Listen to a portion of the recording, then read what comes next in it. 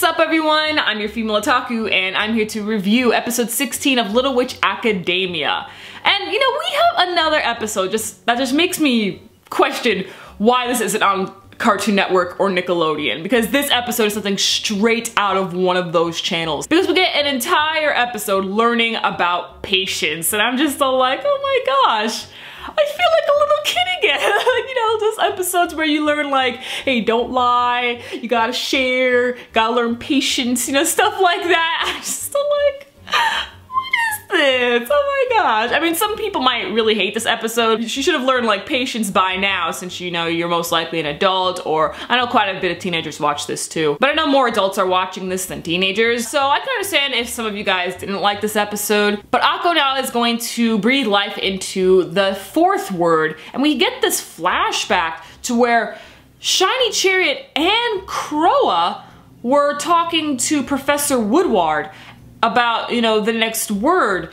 And I was just like, wait, why is Croa with Chariot and Professor Woodward? Like, what? Croa knows a lot more about the situation than I thought.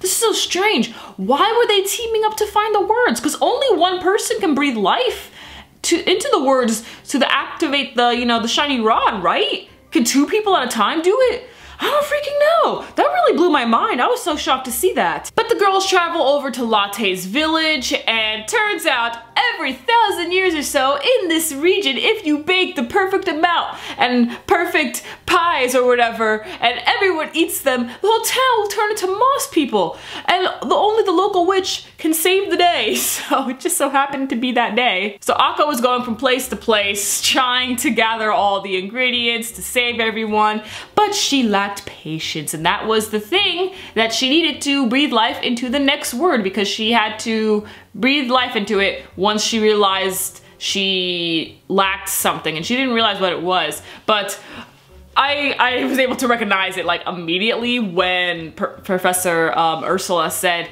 oh, you have to find out what you lack. So I'm just so like, oh, okay, it's patience. Because we were shown that in the beginning of the episode when she was trying to Google it. She was trying to Google the words. Just like, if it was really that easy, do you really think we'd be in this mess? In the end, Akko was able to breathe life into the fourth word and save the town. Before I end this review, there's a couple more things I gotta say. The Susie comedy, oh how I've missed it. Because we didn't get any Susie last week, and I needed my Susie, man, come on. But we got it, and she was fantastic. Oh my gosh, this girl's so hilarious. She just goes like insult after insult towards Akko. Look, Professor Ursula said, again, how Akko was lacking something. Susie was all like, oh, okay, then that would be everything, right? And I'm like, oh, bird! Where are the air horns? Where are the air horns? Yo, bird! Oh my god! Susie, man, she was just, you know, having a ball with the pies and everything, and I was just like, oh god, if Susie likes the pies, you know they must be nasty. But everyone seemed to enjoy the pies, not just Susie. But still, if Susie was really going at it with those pies, there must have been something like really bad in those things. Good thing Akko was able to catch that. Overall, a very cheerful and lighthearted episode as always. So let me know your thoughts on it. Is it one of your least favorite episodes? Do you think it's one of the best episodes? And catch me later as I live react to 2 episodes of The King's Avatar. I'm your female otaku. Sayonara.